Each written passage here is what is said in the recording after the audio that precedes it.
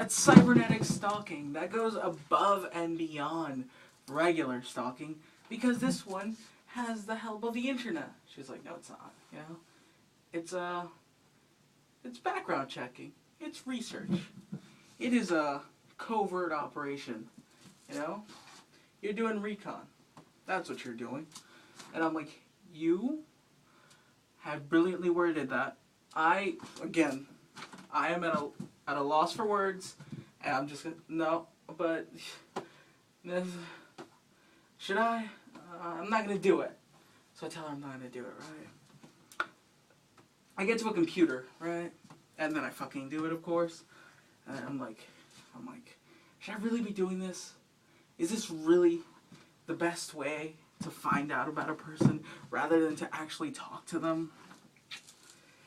Well, for me it is, okay? So, not gonna get too pious on you and be like, no, there's a better resolution. I had a better resolution. No. That's what I did. So I go on and then I just like, and I'm like, oh, fuck you. You know, to myself, not to the Facebook page, because Facebook is a friend of everyone's, really. They, you know, socialize with over, you know, let me work it out, 1/16 of the world populace.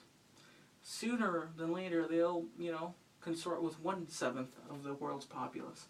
So, I just have to, you know, accept that this is the world we live in, that this is the common place for this sort of, you know, activity. So I do it, and I'm like looking through all these likes and dislikes. There's no dislikes. I'm just assuming. I'm going off what I don't like, and I'm just saying that's what she doesn't like either. And I'm like, we're so compatible. The more I read, the more pictures I see of these little bands. We're so compatible. And she doesn't know it. Oh, man. And then I see this thing, right? And it has my birthday on it. And I'm like, it's just like, fuck. Because here's the thing about talking shit. It has a way to work itself out to just fuck you over and just feel like, ha ha ha, are you enjoying your Trojan horse, bitch? I'm just like, oh, fuck. When I said that I would lose my mind and lose my shit for, you know, a girl with the same birthday as mine, I was thinking of Jessica Biel, to be quite honest, Destiny. This is not what I envisioned, okay? You're kind of teetering in and out of what you want. Oh, fuck. I start rubbing my eyes. That's when you know you're beyond confused now. It's like, well, you know, actions are saying one thing, your mind's telling you another, you know, persistence or, you know, dying with a dignity and honor. Jesus. So I'm uncertain at this point. I'm not sure what to do, right? And then it's just like I'm at one night, I'm listening to like some music. The pains of being pure at heart. And Hard in Your Heartbreak comes on, and I'm like, you are so wise. Pains of being pure at heart. And then since I had it on that artist, it goes to Young Adult Friction, right? And then my eyes kind of start to open. And then I just feel just that in my regular heartbeat. Like the cadence and the rhythm behind it, you know, it wasn't a regular, you know, palpitation gone awry. No. This heartbeat was different. And then her, she just started like, you know, hovering into like the cloud where you just have those images, you know. And I'm like, and it's just like, you haven't felt this and you're not sure what the fuck to make of it. So you do the most normal thing to you. You just get up out of bed, you go to your radiator, you sit on it, you open the window, and you start staring at the moon. Okay? And you're like, you just start nodding at the moon while Young Adult Friction is still playing. And now that you feel you tell yourself it's not real. It's like these lyrics, this heartbeat, these visions. This is a very strong crush. Holy shit. Oh man. And she doesn't even know. That's the part that's still like Skeptical Mario and, you know, Suave Mario are still like coordinated on. They're just like, he does realize, you know, that we're like evil and good, and he has to make the right choice at the end of the day, and he doesn't even really know that much about her. He's just going on the phase, you know, soft skin from what he can see. I mean, he did move his desk all the way to the front from the back. Your subconscious now is just like, they're also becoming enamored. They're like, he did move that much. He likes the hair. He really likes the color of the hair. It's a beautiful, luscious, you know, it's a vibrant sunrise sort of look.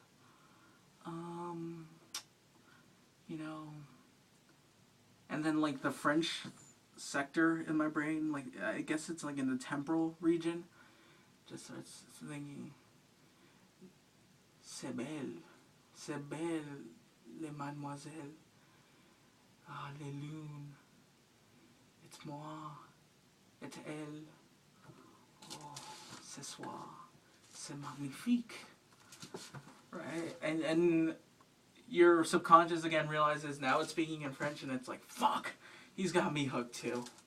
Shit. Alright. What's the rational way to get out of this one, Mario? Now they're looking to me, who's still myself, because they're also part of me. So, not sure who is on whose side anymore. So I'm thinking through what can work, what can't work. What can I make happen, what I can't make happen. And I'm just like, oh fuck, getting a headache from thinking.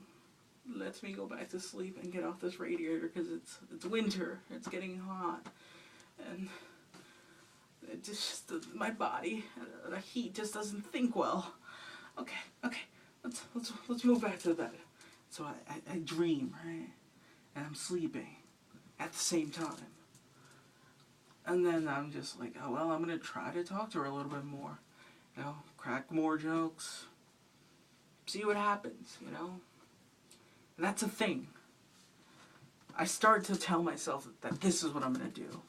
And what I end up doing actually is like I start to like, and I fucking blame myself for this, because Skeptical Mario ended up winning. And he's always the evil one. He's just like, listen, this is what you're gonna do, Mario. You're gonna become famous. And it's like, well, it's not like I haven't been trying, you know. It's really not a lack of effort here that's being inputted into this.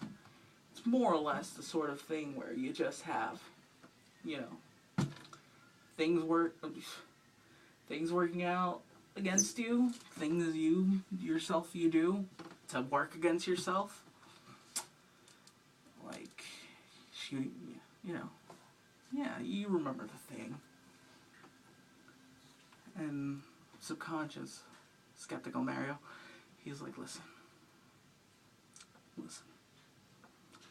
you're gonna put her as a goal, as a reason, as a motive to do it.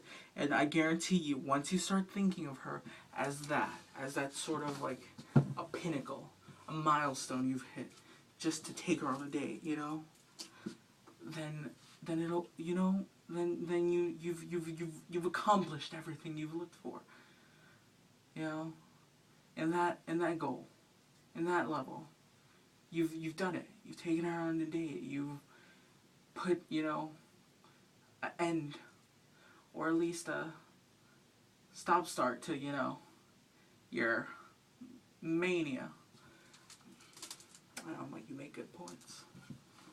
So you're telling me that instead of trying to woo her now, when I have really nothing to offer her, I have no job, I'm a college kid with, a psychology sort of training background, and who wants to be a stand-up comedian. Let me check my pocket. Oh, okay. I have $5. Can't say I don't have anything to completely not offer her. I also have a pack of Stride. Yeah, I think I could give her like 4. Skeptical Mario. I'm pretty sure if he was like a clairvoyant image, he would be like, that's not enough. So I ended up not doing anything. Story of my life, really. But then again, I also fought against myself, and I started, I talked to her more, a little bit more. One conversation, More, yeah, you gotta, anything else is improvement. So a little bit conversation here, a chuckle there. At least I think. I don't know if they were earnest. I'm just assuming they were. And then just asking of advice, that actually did help.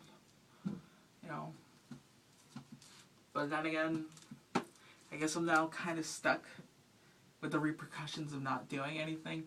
And now I just gotta hope to God, some sort of psychic kinetic connection is made at some point where it's like, pew, she'll just get oh, he was into me. Huh. Okay. The body and the face, not so much, but he is, rather smart, He sounds a little bit sardonic, to a good sort of level of sardonicisms. Yeah, maybe. So that's what I'm hoping for now. Now that that's kind of sombered out, But that's a thing you don't realize when you're just putting yourself, not out there, but behind. You have to make a stand. You have to if you have that much of a crush on someone, you have to see it until it burns itself down. You have to see that Trojan horse all the way to its doom or glory, depending on what side you end up being on. But god damn it, the indecisions and the repercussions of justifying yourself of not doing something, it's really a toilsome burden you have to, deal with now. Because, probably instead of doing this, maybe I'd be talking to her, or texting her, or some sort of communication, god damn it. But she never gave the Navajo wolf sign, so I guess I'll just have to hope and pray something someday. Oh well.